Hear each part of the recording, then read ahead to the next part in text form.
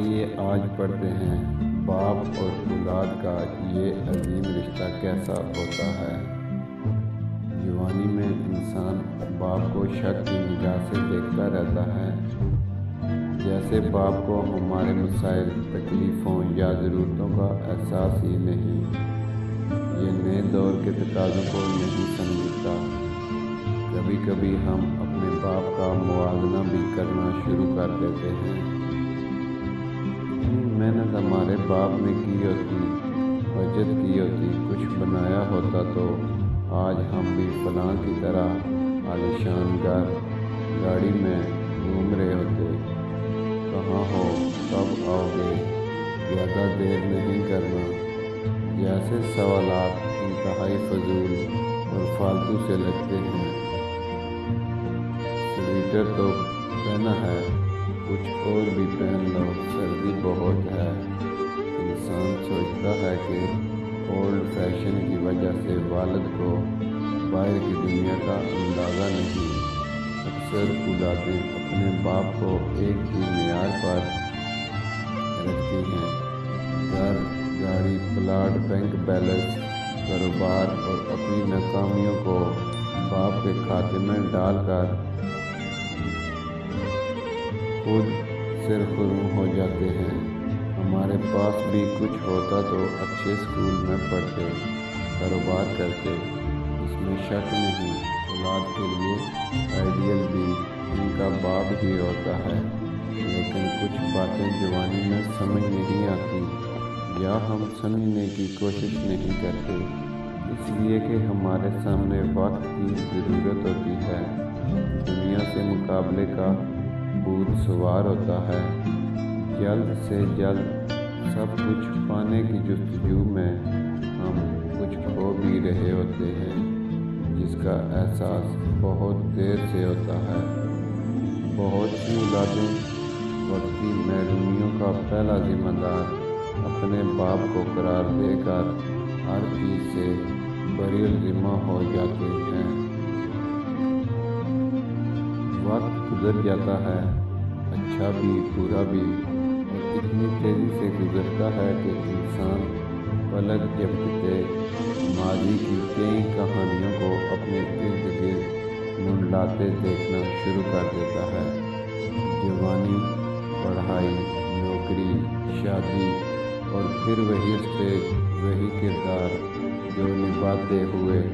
ہر لمحہ اپنے باپ کا چہرہ آنکھوں کے سامنے آ کر باپ کی ہر سوچ، احساس، فکر، پریشانی، شرمندگی اور اذیت کو ہم پر کھول کر رکھ دیتا ہے۔ باپ کی کبھی کبھی بلا وجہ خاموشی، کبھی پرانے دوستوں میں بے وجہ کہہ کے، اچھے کپڑوں کو ناپسند کر کے پرانوں کو فخر سے پہننا، کھانوں میں اپنی سادگی پر فخر، کبھی کبھی سر جھکائے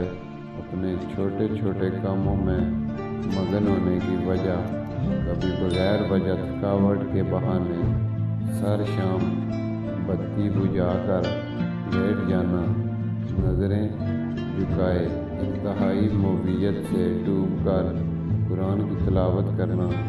سمجھ تو آنا شروع ہو جاتا ہے، لیکن بہت دیر بعد جب ہم خود راتوں کو جاگ کر دوسروں شہروں میں گئے بچوں پر ایت الکرسی کے دائرے پھونکتے ہیں، جب ہم سردی میں وضو کرتے ہوئے اچانک سوچتے ہیں، پوچھ ہی لیں بیٹا آپ کے ہاں گرم پانی آتا ہے، جب غیر کی گرمی میں روم کولر کی خنک ہوا بدن کو چھوتی ہے تو پہلا احساس جو دل دماغ میں ہلچل سی مچاتا ہے وہ کہیں اولاد گرمی میں تو نہیں بیٹھی۔ جوان اولاد کے مستقبل، شادیوں کی فکر، ہزار تانے بانے جوڑتا باپ تھک ہار کر اللہ اور اس کی پاک کلام میں پناہ ڈھونڈتا ہے۔ تب یاد آتا ہے ہمارا باپ بھی ایک ایک حرف، ایک ایک آیت پر رک رک کر بچوں کی سلامتی، خوشی، بہتر مستقبل کی دعائیں ہی کرتا ہوگا۔ ہر نماز کے بعد اٹھے کب کپاتے ہاتھ اپنی دعاؤں کو بھول جاتے ہوں گے۔ ہماری طرح ہمارا باپ بھی ایک ایک بچے کو نمناک آنکھوں سے اللہ کی پناہ میں دیتا ہوگا۔ سرشام کبھی کبھی کمرے کی بتی بجھا کر اس فکر میں آگ میں جلتا ہوگا کہ میں نے اپنی اولاد کے لیے بہت کم کیا۔ اولاد کو باپ بہت دیر سے یاد آتا ہے، اتنی دیر سے کہ ہم اسے چھونے، محسوس کرنے، اس کی ہر تلخی اذیت، فکر کا ازالہ کرنے سے محروم ہو جاتے ہیں۔ یہ ایک عجیب احساس ہے جو وقت کے بعد اپنی اصل شکل میں ہمیں بے چین ضرور کرتا ہے، لیکن یہ حقیقتیں جن پر وقت پر عیاں ہو جائیں وہی خوش قسمت اولاد ہے۔ اولاد ہوتے ہوئے ہم سمجھتے ہیں باپ کا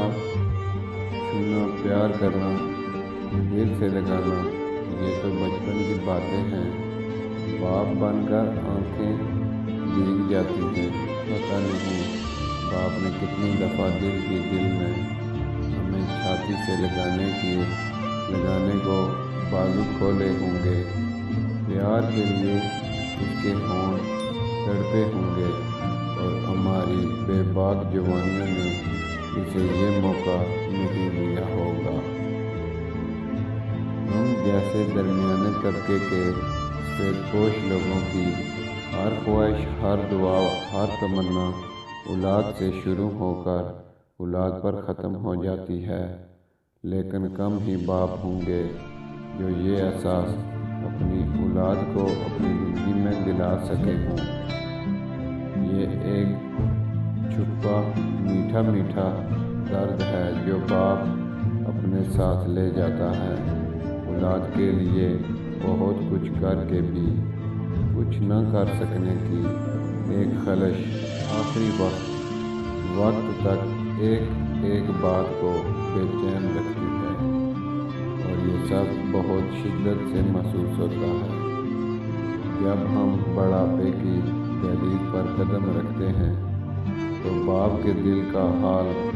جیسے قدرت ہمارے دلوں میں منتقل کر دیتی ہے۔ اولاد اگر باپ کے دل میں اپنے لیے محبت کو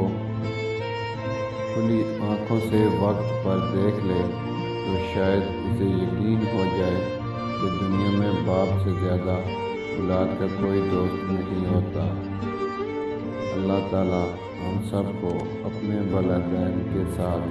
اچھا معاملہ کرنے کی توفیق عطا فرمائے۔